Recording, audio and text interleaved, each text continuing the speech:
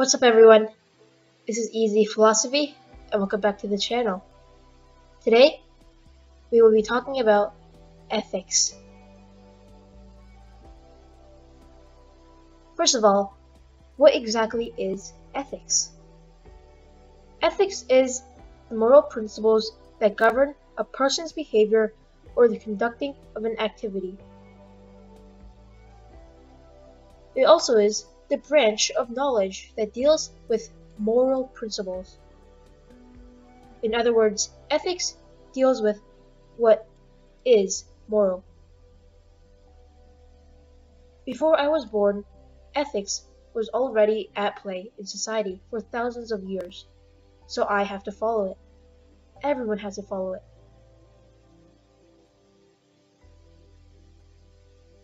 Here's a chart.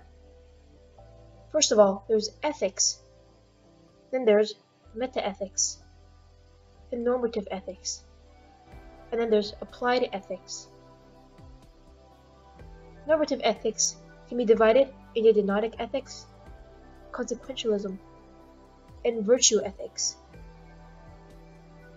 We will talk about metaethics, normative ethics, and applied ethics in later videos.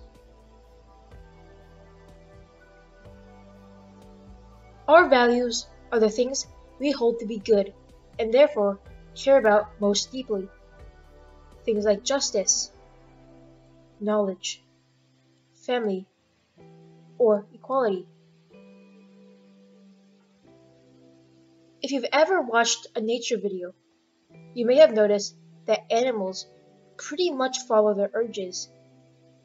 They live by the rules of nature. Eat or be eaten. They do whatever it takes to survive. They're not so concerned about other creatures unless it will help them. Humans are part of the animal kingdom too, and we definitely have selfish urges. Everyone wants stuff for themselves, whether it's food or money, or more complex things like love and popularity. But the difference is, we can consider how our actions might affect others. Imagine what would happen if everyone acted on their own desires all the time like animals. It would be a total disaster and breakdown in human society. Fortunately, humans evolved a sense of morality, or right and wrong. This sense guides us to believe in certain values. For example, lying is wrong, kindness is good. Values help us make ethical decisions, choices that we feel good about. So ethics is a set of guidelines for behaving morally. Animals only have an ego, so they definitely do not follow ethics. Animals do whatever they want to do. Humans have a soul and an ego. They sometimes follow ethics and sometimes not. Humans are free at making decisions, but the soul tells them that they need to be responsible for what they do. When they listen to the soul, they do what they need to do. But sometimes ego gets strong and humans get out of control. So they do whatever they want to do, like animals. Before humans were created, the rules of nature was already in play. Animals ate each other in order to survive. But even if you ate other animals, you could still be eaten. This is the food chain. The principle of ethics was born when humans were created. We can't change the past or ethics, so we have to follow it. Animals live to eat. Humans live to be happy. One thing to keep in mind is that happiness is not gladness. When you help another human, for example, you will feel happy. You're happy that you did a good deed. When you play video games, you feel glad. and after you're done playing, you probably won't feel that good because you want to keep playing. The principle of ethics helps us to be happy. If we are all moral to each other, everyone will be happy. But because humans are also part animal, we have ego, and so it is impossible to have a happy world. So we must trust in God. Everyone gathering in church is like your soul going home.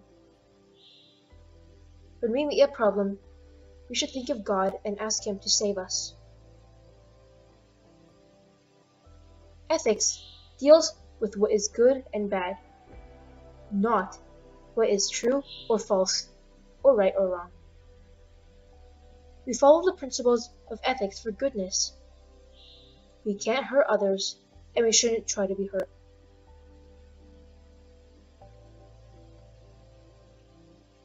Nicomachean Ethics by Aristotle is divided into 10 books. Book 1. Aristotle wants to find the highest human good for individuals and communities. Everyone seeks happiness, which is commonly believed to be humans' highest goal. But the only way to achieve this is to acquire virtue or excellent character. Humans should cultivate a virtuous life of reason, seeking the truth with the help of rational thoughts. Book 2. To be happy, people can strive for virtues of a character. Aristotle also distinguishes between the stage of virtue and the actions of the virtuous person. Many virtues are mean or intermediate states between an excess or deficiency of a character trait. Books 3 and 4 talk about right actions help people achieve virtuous states. People make good decisions through deliberation. People have the power to choose virtue or vice, but they must start with the correct internal principles. Aristotle discusses various virtues and perfecting them. Book 5. Virtue in a political community takes the form of justice. Humans and communities can both achieve the state of justice through their actions. Laws and principles of fairness can bring justice to a society with good rules. Aristotle distinguishes between different types of justice and injustice. Book 6.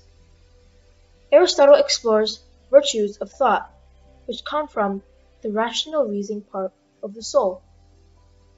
He examines the relationship between thought, action, and decision. The most significant virtues of thought are wisdom, understanding, and prudence. Book 7.